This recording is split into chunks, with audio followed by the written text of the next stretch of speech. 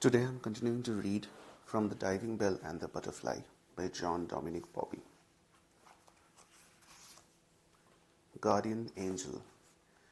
The identity badge pinned to Sandrine's white tunic says speech therapist, but it should read Guardian Angel. She is the one who set up the communication code without which I would be cut off from the world. But alas, while most of my friends have adopted the system, here at the hospital only Sandrine and a female psychologist use it. So I usually have the skimpiest arsenal of facial expressions, winks and nods to ask people to shut the door, turn on a tap, lower the volume on the TV, or fluff up a pillow. I do not succeed every time. As the weeks go by, this forced solitude has allowed me to acquire a certain stoicism and to realize that the hospital staff are of two kinds: the majority, who would not dream of leaving the room without first attempting to decipher my SOS messages, and the less conscientious minority, who make their getaway pretending not to notice my distress signals. Like the heartless oaf who switched off the Bordeaux Munich football game at halftime, saying good night with a finality that left no hope of appeal. Quite apart from the practical drawbacks, this inability to communicate is somewhat wearing, which explains the gratification I feel twice daily when Sandrine Knox pokes her small chipmunk face through the door and at once sends all gloomy thoughts packing. The invisible and eternally imprisoning cocoon seems less oppressive. Speech therapy is an art that deserves to be more widely known. You cannot imagine the acrobatics of your tongue mechanically performs in order to produce all the sounds of a language. Just now I am struggling with the letter I, L, a pitiful admission for an editor-in-chief who cannot even pronounce the name of his own magazine. On good days, between coughing fits, I muster enough energy and wind to be able to puff out one or two phonemes. On my birthday, Sandrine managed to get me to pronounce the whole alphabet more or less intelligibly. I could not have had a better present. It was as if those 26 letters had been wrenched from the void. My own hoarse voice seemed to emanate from a far-off country. The exhausting exercise left me feeling like a caveman discovering language for the first time. I sometimes the phone interrupts our work and I take advantage of Sandrine's presence to be in touch with loved ones, to intercept and catch passing fragments of life, the way you catch a butterfly. My daughter Celeste tells me of her adventures with her pony. In 5 months she will be 9. My father tells me how hard it is to stay on his feet. He is fighting undaunted through his 93rd year. These two are the outer links of the chain of love which surrounds and protects me. I often wonder about the effect of these one-way conversations on those at the other end of the line. I am overwhelmed by them. How dearly I would love to be able to respond with something other than the silence to these tender calls. I know that some of them find it unbearable. Sweet Florence refuses to speak to me unless I first breathe noisily into the receiver which Sandrine holds glued to my ear. "Are you there, John Doe?" she asks, anxiously over the air. And I have to admit that at times I do not know anymore. The photo. The last time I saw my father, I shaved him. It was the week of my stroke. He was unwell, so I had spent the night at his small apartment near Tuileries Gardens in Paris. In the morning, after bringing him a cup of milky tea, I decided to rid him of his few days' growth of beard. The scene has remained engraved in my memory, hunched in the red upholstered armchair where he sifts through the day's newspapers. My dad bravely endures the rasp of the razor attacking his loose skin. I wrap a big towel around his shriveled neck, daub thick lather over his face, and do my best not to irritate his skin. Dotted here and there with small dilated capillaries from age and fatigue, his eyes have sunk deep into their sockets and his nose looks too prominent for his emaciated features.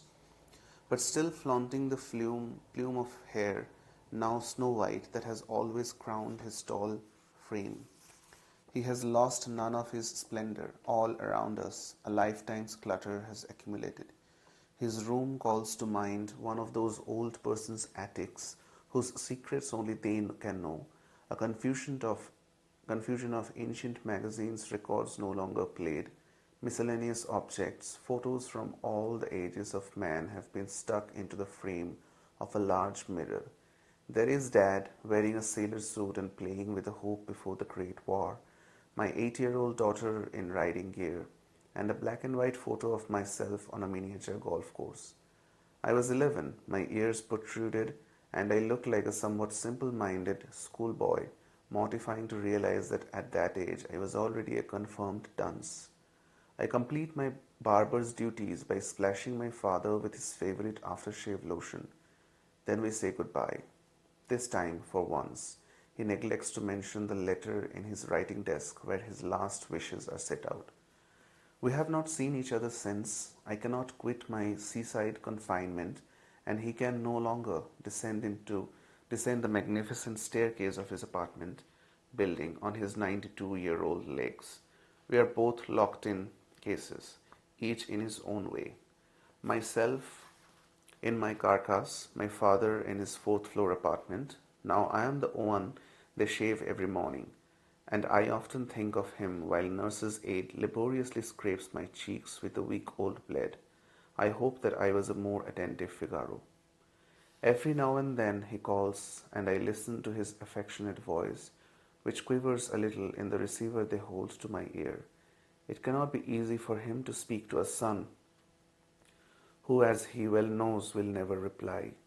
He also sent me the photo of me at the miniature golf course. At first I did not understand why. It would have remained a mystery if someone had not thought to look at the back of the print.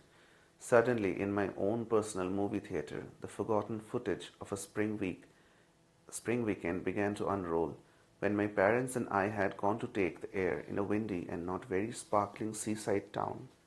In his strong, angular handwriting, Dad had simply noted, Berg-sur-Mer, April 1963. Yet another coincidence. If you asked readers which of Alexandre Dumas' literary heroes they would like to be, they would pick D'Artagnan or Edmond Dantes. No one would dream of choosing Noirtier de Villefort, a somewhat sinister character in The Count of Monte Cristo. Described by Dumas as a living mummy, a man 3/4 of the way into the grave, this profoundly handicapped creature summons up not dreams but shudders. He spends his life slumped in a wheelchair, the mute and powerless possessor of the most terrible secrets, able to communicate only by blinking his eye. One blink means yes, two means no. In fact, dear Grandpa Noirtier, as his granddaughter affectionately calls him, is literature's first and so far only case of locked-in syndrome. As soon as my mind was clear of the thick fog with which my stroke had shrouded it, I began to think a lot about Grandpa Noirtier. I had recently reread The Count of Monte Cristo, and now here I was back in the heart of that book, and in the worst of circumstances. Ironic, but that rereading had not been purely by chance. I had been toying with the idea of writing a modern, doubtless iconoclastic version of the Dumas novel. Vengeance, of course, remained the driving force of the action, but the plot took place in our era, and Count Monte Cristo was a woman. So I did not have time to commit this crime of lèse-majesté. As a punishment, I would have preferred to be transformed into Baron Danglars Franz d'Épinay, the Abbé Faria, or at the very least to copy out 1,000 times. I must not tamper with masterpieces. But the gods of literature and neurology decided otherwise. Some evenings I have the impression that Grandpa Noirtier patrols our corridors in a century-old wheelchair, sadly in need of a drop of oil. To foil the decrees of fate, I am now planning a vast saga in which the key witness is not a paralytic but a runner. You never know. Perhaps it will work. The dream. As a rule, I do not recall my dreams. At the approach of day, their plots inevitably fade, so why did last December's dreams etch themselves on my memory with the precision of a laser beam. Perhaps that is how it is with coma. Since you never return to reality, your dreams don't have the luxury of evaporating. Instead, they pile up one upon another to form a long, ongoing pageant whose episodes recur with the insistence of a soap opera. This evening, one such episode has come back to me. In my dream, thick snow is falling. It lies a foot deep over the car graveyard my best friend and I are walking through, numbed with cold. For 3 days, Bernard and I have been trying to get back to France, paralyzed by a general strike. We had ended up in an Italian winter sports resort where we found a small local train heading for Nice. But at the French border, a strike's picket line interrupted our journey and bundled us out of the train and into the desolate landscape. Without overcoats and wearing thin city shoes, a lofty overpass straddles the scrapyard as if vehicles falling from the bridge 150 feet above our heads have piled up here, one on top of another. Bernard and I have an appointment with an influential Italian businessman who has installed his headquarters in a massive pillar of the viaduct far from prying eyes. We knock at a yellow steel door with a sign saying danger, high voltage, and an instruction chart for treating electric shock. The door opens, the entrance is reminiscent of a clothes factory outlet. Jackets on a mobile rail, piles of trousers, boxes of shirts rising to the ceiling. I recognize the surly watchman who admits us by his shock of hair. Radovan Karadzic, leader of the Bosnian Serbs. My friend is having trouble breathing, Bernard tells him. Laying down his machine gun, Karadzic performs a tracheotomy upon me on a hastily cleared table.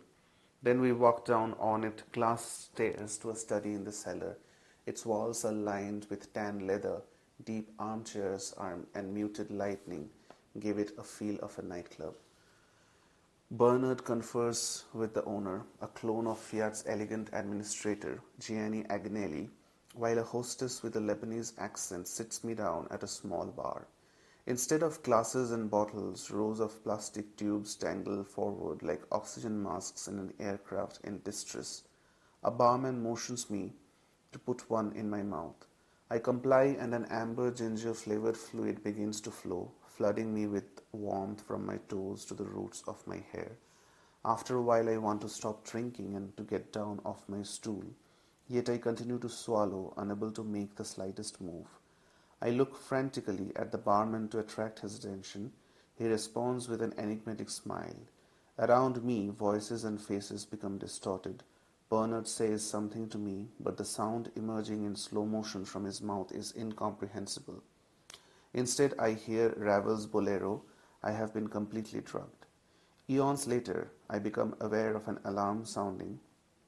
The hostess with the Lebanese accent hoists me on her back and climbs the staircase with me. We have to get out. The police are on their way. Outside, night has fallen and the snow has stopped. An icy wind takes my breath away. The dazzling beam of a searchlight mounted on the overpass probes the forlorn car carcasses. Give up. You're surrounded, blares the loudspeaker. We manage to get away, and I wander about utterly lost. I long to escape, but every time the chance arises, a leader torpor prevents me taking even a single step. I am petrified, mummified, vitrified. If just one door stands between me and freedom, I am incapable of opening it. Yet that is not my only terror, for I am also the hostage of a mysterious cult, and I fear that my friends will fall into the same trap. I try desperately to warn them, but my dream conforms perfectly with reality. I am unable to utter a word.